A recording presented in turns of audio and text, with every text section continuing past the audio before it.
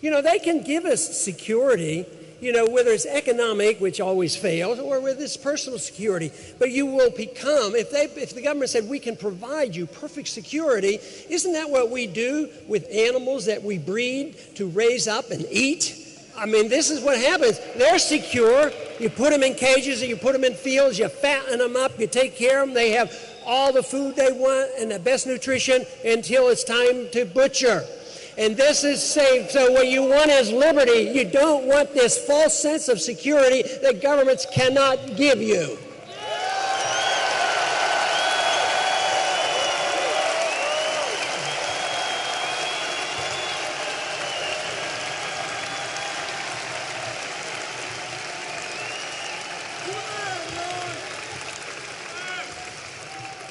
Now, it is true in a free society you can pick your nutritional products, and you can make your own choices, and you can drink raw milk. But you also, in a free society, you're allowed to make even more controversial choices. You might even decide to drink alcohol. And you know, there's a little bit of risk in alcohol, but in a truly free society, they tried that alcohol business one time. It didn't work very well. Too many politicians drank alcohol, so they finally repealed that. But yes, you would be allowed to make a decision on what kind of, what things you smoke and drink or eat or whatever you do to your own body.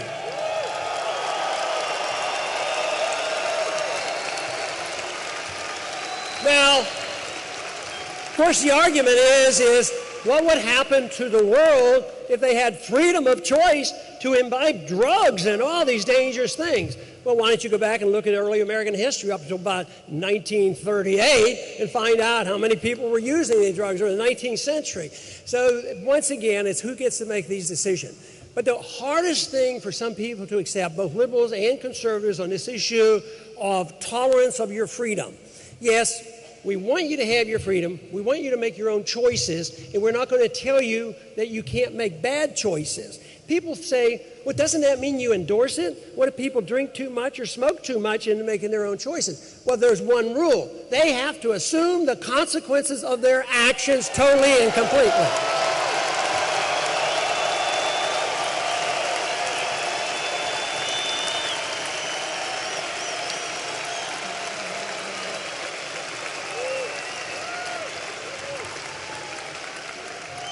But it is under the pretense of taking care of ourselves that we have this drug war. Our government agencies have been known to be involved in drug trades. Government agents have been involved. The law enforcement agencies have been involved. And guess what?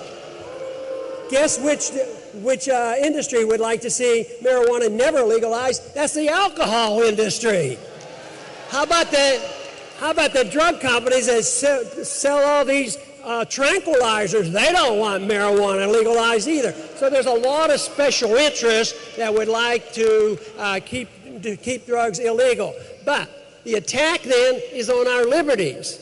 That is the important thing. We want our freedoms to make these decisions even when the wrong decisions are made.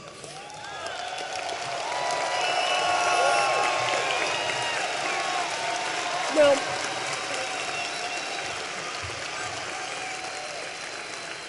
and there's still some people say, well, no, if it's legal, that means we've endorsed it. No, we don't. We don't endorse it. What about on religion? We're pretty good on religious values. Some people choose no religion. Some people pick different ones, 10, 20, 30, 50 different kind of religions. But we generally protect that and say that's your own choice. You can make your own choice. We are not judgmental about that.